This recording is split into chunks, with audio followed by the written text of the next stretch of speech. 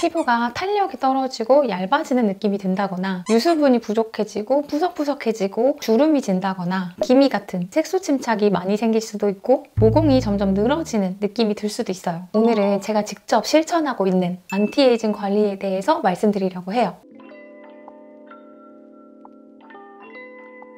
안녕하세요, 루시파크 루시예요. 지금 감기 걸려가지고 목소리가 살짝 이상한데 양해 부탁드릴게요. 루시파크 채널을 오래 봐온 분들이라면 제 관심사가 계속 어느 쪽으로 향하고 있는지가 딱 보이실 거예요. 처음에는 여드름 없애기였죠. 여드름 후에 울긋불긋 남은 붉은 자국들이라던가 어둡게 갈색으로 색소 침착된 부분, 그런 색소 관리에 관심이 많았고, 그리고 지금은 여드름 후에 탄력이 떨어진 피부, 안티에이징 관리에 참 관심이 많습니다. 저는 초기의 구독자분들과 함께 이 관심사가 함께 옮겨가는 과정이 참 즐거운데요. 최근에 저처럼 안티에이징 관리에 관심이 많으신 분들이 부쩍 늘어난 것 같아서 이 고민을 또 함께 나누면 좋겠다 생각이 들었어요. 피부에 노화가 오는 징후들이 있죠. 피부가 탄력이 떨어지고 얇아지는 느낌이 든다거나 유수분이 부족해지고 푸석푸석해지고 주름이 진다거나 기미 같은 색소 침착이 많이 생길 수도 있고 모공이 점점 늘어지는 느낌이 들 수도 있어요. 단지 나이가 먹어서 그렇구나 하고 넘길 수도 있겠지만 우리 피부 노화에는 생각보다 다양한 원인들이 있어요. 저 같은 경우는 트러블을 10대부터 30대까지 정말 오랫동안 겪으면서 여드름이 같은 부위에 지속적으로 났다가 없어졌다가 났다가 없어졌다가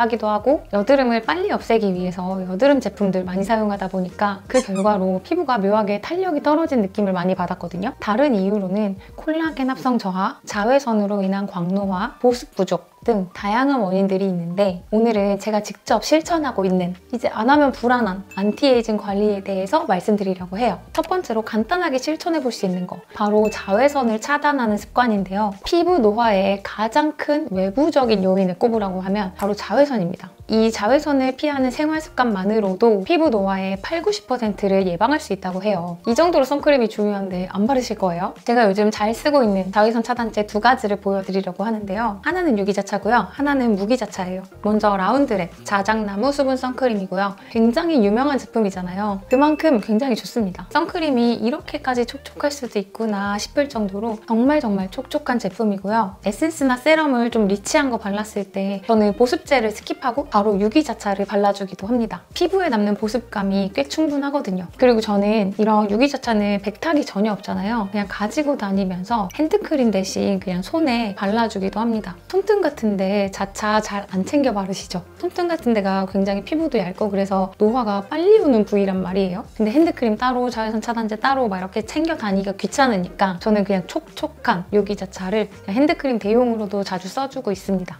그리고 이건 아떼 무기자차인데요. 무기자차는 유기자차에 비해 퍽퍽하고 백탁 때문에 불편해하시는 분들이 많아요. 근데 무기자차 중에서는 그래도 얘가 굉장히 촉촉한 편이고 백탁이 적은 편이라서 자주 손이 가는 제품이에요. 무기자차라서 당연히 백탁이 없진 않아요. 있긴 있는데 다른 무기자차에 비해 현저히 적다, 이 정도로 생각해 주시면 될 것 같고, 저는 이런 무기자차 애들은 얼굴에 메이크업 할 때 목이 톤이 안 맞는 경우가 많잖아요. 목에다가 파데나 쿠션 바르기엔 뭔가 찝찝하고 톤은 맞춰야 되겠고 할 때 무기자차를 즐겨 사용하곤 합니다. 아무리 피부에 좋은 피부과 시술을 받고 레티놀 같은 거 발라도 자외선 차단제를 안 바르면 안 하는 것보다 못한 상황이 올 수 있습니다. 자외선 차단제는 꼭 바르셔야 됩니다. 그리고 제가 요즘 안티에이징을 위해 꼭 사용하는 이거, 안티에이징 하면 딱 생각나는 브랜드 유세린에서 출시된 고기능성 안티에이징 세럼입니다. 저는 요새 피부가 얇아지고 탄력을 잃고 점점 잔주름이 생기는 것 같아서 걱정이었는데 이거 꾸준히 사용하고 나서는 확실히 탄탄해진 느낌이 들어요. 여기 들어간 핵심 성분이 에피셀린인데 무너진 피부 턴오버 주기를 잡아주는 안티에이징 혁신 성분이래요. 피부 노화 속도를 늦춰주는 특허받은 기술을 함께 개발해서 적용했다고 하니까 안티에이징에 더 효과적일 것 같은 느낌이에요. 세럼이지만 농축된 제형이라서 약간 로션 같은 단단함이 있고요. 잘 펴발리고 흡수도 빨라서 피부에 겉도는 느낌 없이 싹 스며들어요. 끈적이거나 미끌거리는 느낌 전혀 없이 피부에 잘 흡수돼서 다음에 바르는 어떤 보습제와도 다 잘 어울리더라고요.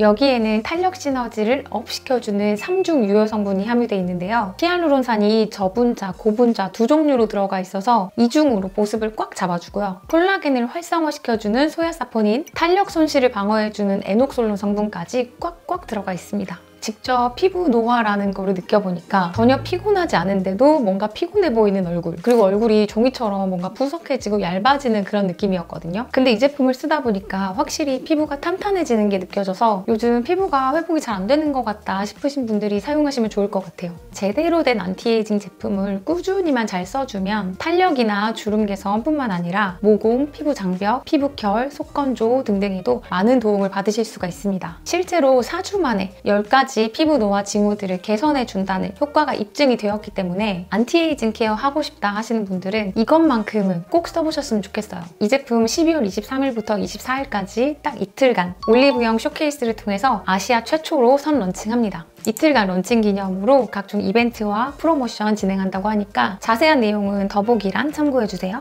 그리고 또 이런 안티에이징 관리에서 빼놓을 수가 없는 게 레티놀인데요. 제가 최근에 피부가 많이 민감해졌던 상태였어요. 그래서 효과가 가장 빠른 거는 레티놀 세럼이지만 피부의 자극도를 낮춰주기 위해서 요즘은 레티놀 세럼보다는 레티놀 크림을 사용하고 있습니다. 크림은 제일 마지막 단계에 사용하는 거잖아요. 그리고 저는 수분 크림은 따로 충분히 발라주고 이 레티놀 크림은 요즘 부분적으로만 사용하고 있기 때문에 그래서 이렇게 고함량의 레티놀 4000샷 집중 크림을 사용하고 있고요. 제가 아마 작년에 광고로 보여드렸던 제품인데 제가 이 제품 너무 좋아해가지고 그 후로 계속 직접 구매해서 사용을 하고 있습니다. 크림까지 다 발라서 스킨케어를 마치고 그 후에 제일 마지막에 사용하는 집중 크림이에요. 저는 탄력이 고민되는 눈가랑 입가 그리고 팔자주름, 이마주름 부분적으로 사용을 하고 있습니다. 레티놀을 처음 사용해 보시거나 아니면 피부가 많이 민감해서 레티놀이 좋다고는 들었는데 자극이 많이 걱정되는 분들은 이렇게 레티놀 크림 사용해 보시는 것도 좋을 것 같고 레티놀의 효능은 이제 말하지 않아도 아시죠? 피부 턴오버 주기를 빠르게 당겨줘서 콜라겐 생성도 유도하는 그런 원리의 작용을 한다고 보시면 되는데요. 제가 누누이 말씀드리지만 레티놀 사용에는 약간의 공부가 필요합니다. 남들이 좋다는 제품 그냥 무턱대고 사용하지 마시고 제 레티놀 영상 보신 다음에 공부를 하시고 사용하시는 걸 권해드립니다.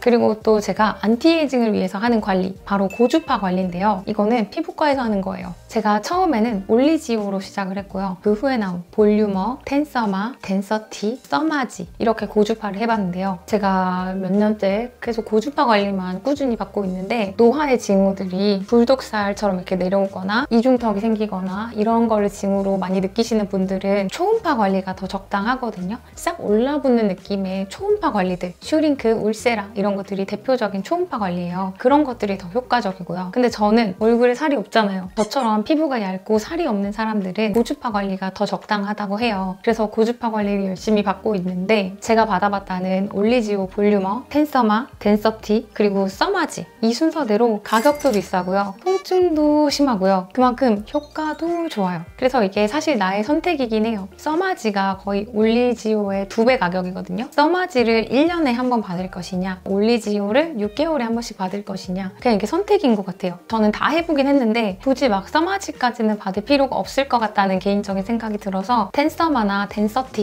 이 정도 선에서 8개월에서 10개월에 한 번씩 받아주고 있습니다. 그리고 집에서는 고주파 기기를 사용하는데요. 사실 귀찮아요. 근데 집에서 열심히 홈케어하고 난 뒤 다음날 화장이 진짜 잘 먹고 뭔가 화사해지고 뭔가 탱글해진 그런 느낌이 들어가지고 자주 사용을 하고 있습니다. 다른 뷰티 디바이스들도 많이 갖고 있는데요. 손이 자주 가는 게 보템 알페이스거든요. 나중에 또 뷰티 기기들 한번 모아서 리뷰해봐도 좋을 것 같다는 생각이 갑자기 또 들었습니다. 그리고 마지막으로 저는 또 안티에이징 관리를 위해서 영양제를 복용을 하고 있는데요. 제가 최근에 자주 얘기했던 콜라겐 바이오실 조합 아직도 그렇게 저 잘 먹고 있고요. 콜라겐이 사실 피부에 미치는 영향이 있다, 없다 굉장히 논란이 많은데 그냥 저는 제가 할 수 있는 노력의 하나로 콜라겐을 복용을 하고 있고 전 최근에 이거 선물 받아서 먹고 있는데 에버콜라겐 로열 에이지 시그니처 앰플인데요. 그냥 일상 타입이라서 하나씩 먹기 간편해서 먹고 있고 바이오실은 진짜 추천드려요. 우리 피부에 콜라겐 생성 자체를 도와주는 콜라겐 생성을 촉진하는 역할을 하기 때문에 피부의 탄력도를 위해서 꼭 먹어야 할 콜라겐 바이오실 조합 꼭 추천해드리고 그리고 이제